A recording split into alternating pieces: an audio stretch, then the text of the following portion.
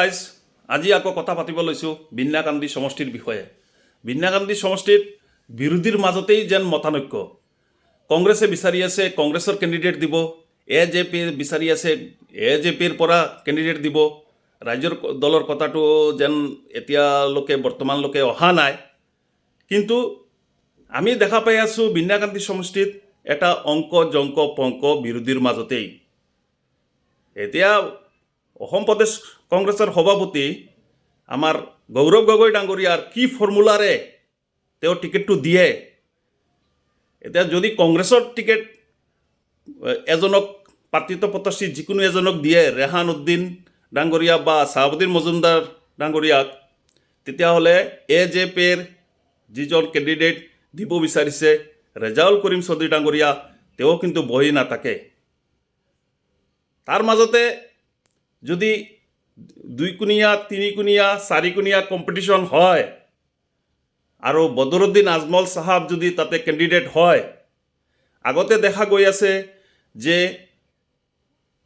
কংগ্ৰেছৰ যেতিয়া প্ৰাৰ্থিত্বকেন্দ্ৰিক বিবাদ হয় তেতিয়া বদৰুদ্দিন আজমলৰেই লাভালাভটো হয়। আমাৰ হোজাই ডিষ্ট্ৰিক্টৰ ভিতৰত আটাইতকৈ চিপৰাং মাৰা ৰাজনীতি যদি আছে বিন্যাকান্দি সমষ্টিত আছে, আৰু এইবাৰ ডাঙৰ চিপৰাং হ'ব। ইয়াতে অতদিনৰ পৰা যেতিয়া কংগ্ৰেছৰ তেওঁলোকে ৰাইজৰ মাজত কাম কৰি আছে ইলেকশ্যন খেলিব বুলি, তেওঁলোকেও কিন্তু প্ৰাৰ্থিত্ব প্ৰত্যাশী যিকেইজন আছে তেওঁলোকেও কিন্তু বহি নেতাকে। তেওঁলোকে কিবা না কিবা এটা উপায় কৰি হ'লেও বেলেগ এজন কেণ্ডিডেটক জিকাবলৈ চেষ্টা কৰিব। নিজৰ মাজত কাজিয়া লৈ হয়তো এইবাৰ আগতে দেখা পাইছিলোঁ যে আমি UDFৰেই লাভালাভ হৈছিল, কিন্তু এইবাৰ মাইনৰিটি মানুহে বিধানসভা সমষ্টি বিন্যাকান্দি সমষ্টিত মাইনৰিটি মানুহে কিন্তু মোৰ ধাৰণা দেই কোনো পধ্যে UDFক ইয়াতে নিজিকায়। এইবাৰ কিন্তু ভাগ্য উদয় হ'ব পাৰে, নতুন এজন কেণ্ডিডেট তাতে জিকাৰ এটা চান্স আছে। তাৰ সুবিধাটো হয়তো BJPও ল'ব পাৰে। দুইকুণীয়া তিনিকুণীয়া চাৰিকুণীয়া কম্পিটিশ্যন যদি হয়, তাত আৰু যদি হবিব মহম্মদ চৌধুৰী হয়, হবিব মহম্মদ চৌধুৰীৰ লগতো মাইনৰিটি মানুহ বহুতো জড়িত হৈ আছে। তাৰ মাজতে আকৌ হিন্দু ভোটাৰ মই মিনিমাম ধৰিছোঁ 5% ভোটাৰ, এইখিনি ভোটাৰটো BJPতেই পৰিব।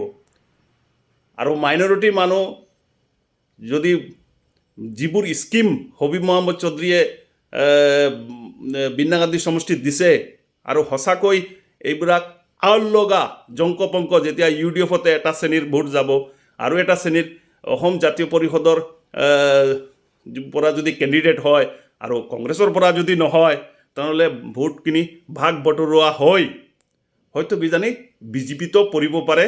আৰু চামগুৰি সমষ্টিৰ নিচিনা হয়তো ইয়াতো BJP জিকাৰো এটা চান্স আছে, একেবাৰে নুই কৰিব নোৱাৰি।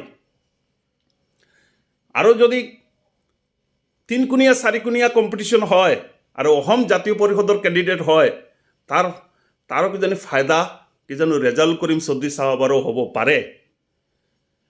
আৰু যদি অসম জাতীয় পৰিষদৰ পৰা নিদি পেলাই কংগ্ৰেছৰ কেণ্ডিডেট দিয়ে, তেতিয়াহ'লে কংগ্ৰেছৰ কেণ্ডিডেটো জিকাৰ এটা চান্স এইবাৰ নুই কৰিব নোৱাৰি। মুঠৰ ওপৰত বিন্যাকান্দি সমষ্টিত এইবাৰ মোৰ ধাৰণা মতে মাইনৰিটি য'ত 95% আছে, তাতে বদৰুদ্দিন আজমল হওক বা UDFৰ দলৰ যিকোনো এজন কেণ্ডিডেট দিয়ক, কোনেও ইয়াতে জিকাৰ কোনো চান্স নাই। এইবাৰ সেইকাৰণে মই কৈছোঁ তাতে বিৰাট ডাঙৰ এটা আউল লাগি আছে। হোজাই জিলাত হোজাই লামডিং ইমান বেমেজালি নহয়, তাতে মেক্সিমাম BJP জিকাৰেই চান্সটো বহুত বেছি। কিন্তু এইবাৰ বিন্যাকান্দি সমষ্টিত নতুন এজন কেণ্ডিডেট ওলাই আহিব। মই আজি ইলেকশ্যন হোৱা নাই বা টিকেট ঘোষণা হোৱা নাই, তাৰ আগতে মই কৈ ৰাখিছোঁ, আৰু আপোনালোকে ৰাইজ ইলেকশ্যনৰ ৰিজাল্টৰ পিছত এই কথাখিনি আপোনালোকে চাব। তো গাইজ, ভিডিঅ'টো বহুত দীঘলীয়া হ'ব, আৰু ভিডিঅ'টো শেষলৈকে চোৱাৰ বাবে আপোনালোকে অশেষ ধন্যবাদ জনাইছোঁ। Thank you so' much.